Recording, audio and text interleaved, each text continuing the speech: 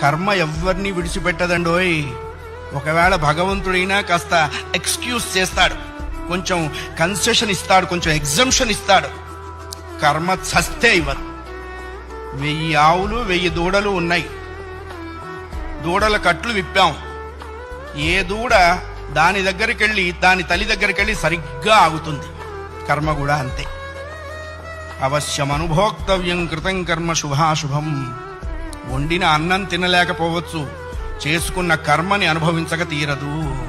చాలా మంది కొన్ని అనవసర మాటలు మాట్లాడుతుంటారు. బ్రతకదలుచుకోలేదు, చచ్చిపోదాం అనుకుంటున్నా.